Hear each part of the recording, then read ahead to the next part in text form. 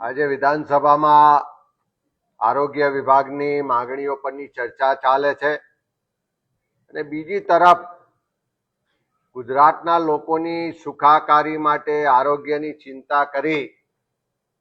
ને કોરોનાનો કપરો સમય હોય, ઠંડી હોય, ગરમી હોય, વરસાદ હોય, ગમે તેવા સંજોગોમાં લોકોની આરોગ્ય સેવાઓ માટે દિવસ રાત મહેનત કરતા ગુજરાતના આરોગ્ય વિભાગના જે કર્મચારીઓ છે, મલ્ટીપર્પઝ હેલ્થ વર્કર હોય, ફિમેલ હેલ્થ વર્કર હોય, મલ્ટીપર્પઝ સુપરવાઇઝર હોય, ફિમેલ હેલ્થ સુપરવાઇઝર હોય કે તાલુકા કે જિલ્લા કક્ષાના સુપરવાઇઝર હોય, આરોગ્ય વિભાગ અને પંચાયત વિભાગના જે પણ કર્મચારીઓ છે, જેમણે કોરોનાના કપરા સમયમાં પણ પોતાના કે પરિવારના જીવની ચિંતા કર્યા વગર આ ગુજરાતના લોકોને કોરોનામાંથી બચાવવા માટે ખૂબ મહેનત ને સંઘર્ષ કર્યો છે. લાંબા સમયથી આ કર્મચારીઓ પોતાની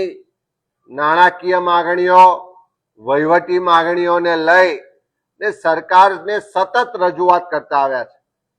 સરકારે પણ અનેક વખત વાટાઘાટો કરી, એમને ઠાલા આશ્વાસનો આપ્યા, એના માટેની કમિટી બનાવી, પરંતુ આજ દિન સુધી એક કમિટીએ જે ભલામણ કરી એ ભલામણોનો અમલ પણ સરકાર કરવા માંગતી નથી. એટલા જ કારણે આખા ગુજરાતમાંથી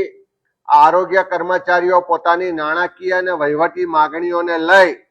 ને છેલ્લા 9 દિવસથી ગાંધીનગરમાં ધામા નાખીને આંદોલન કરી રહ્યા છે, ધરણા કરી રહ્યા છે. આજે 9મો દિવસ છે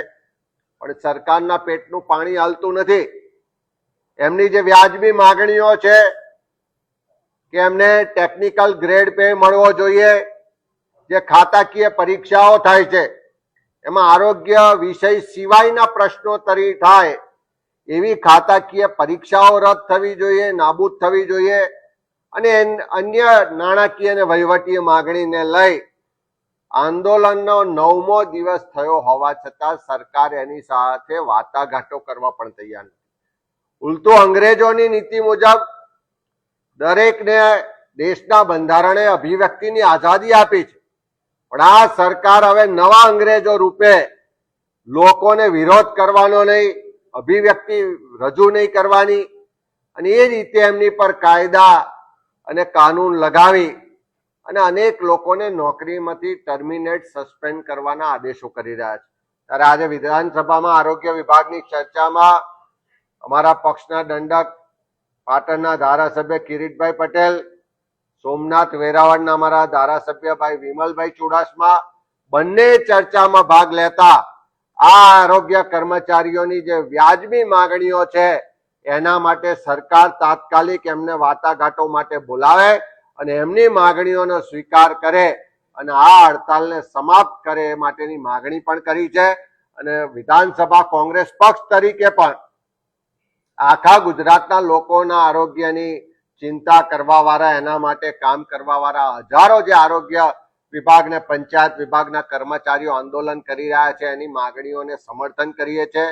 સરકારને પણ ફરીથી વિનંતી કરીએ છીએ કે તાત્કાલિક આ લોકોને ચર્ચા કરવા માટે બોલાવો, એમની તમામ માંગણીઓ જે કમિટીએ ભલામણ કરી છે મુજબ એનો સુખદ ઉકેલ આવે અને ગુજરાત આખામાં એ ગ્રામ્ય વિસ્તાર હોય, તાલુકા મથક હોય કે જિલ્લા મથક હોય, બધી જ જગ્યાએ જે આરોગ્ય સેવાઓ